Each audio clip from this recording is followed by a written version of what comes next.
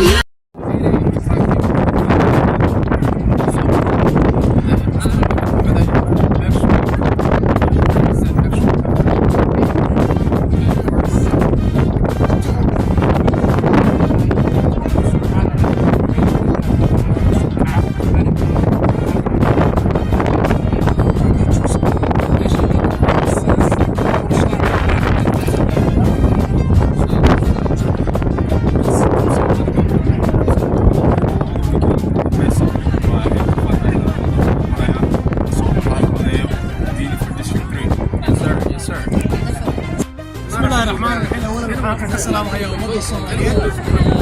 gaarahaan kuwa degan Columbus Ohio weliba kasii gaarahaan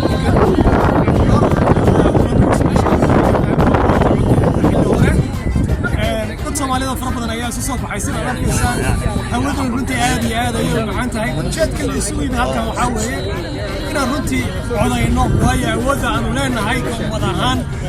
waxaa weeye awooddeenu waa codka aanu soo baxno aanu codayno طبعا احنا كان متاجنا هنا نقعد اليوم على المسجدين جيت كانوا مسكعد متاجنا هاي استاذ تاجنا الوطن الصوماليين ورمر كذا ولا كذا يعبي كذا عيال سلعة درتين ما دام عنو دريني إن محل العلمين قطر كسوية ودي مالك كلها السودان عنو مني شخصي عنو دورنا رنتا يدا وسقصوا واجبك أسمع هي مسؤولية دايما حي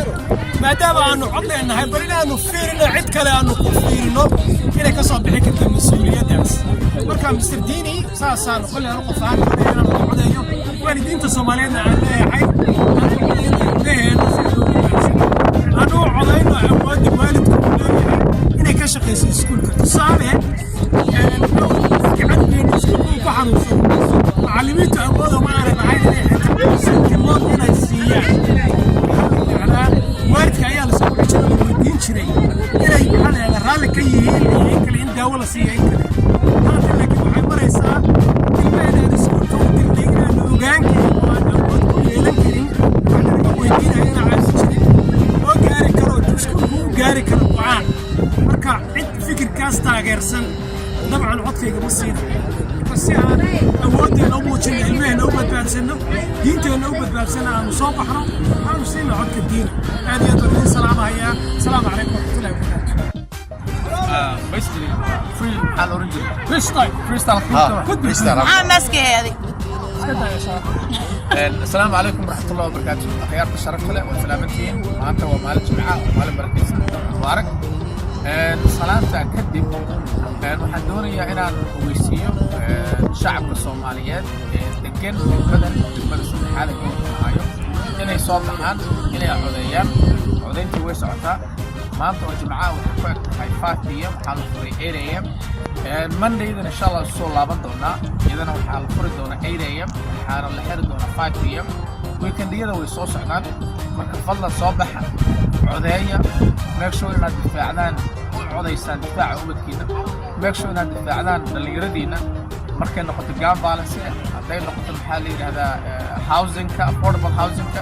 hadday noqoto maxaa la yidhahdaa opioid crisis and drug addictionka yani intaasoo dhanba waxaa weeye waa issues la saameynaya marka issueskaas haddii aanaan haysan matalaan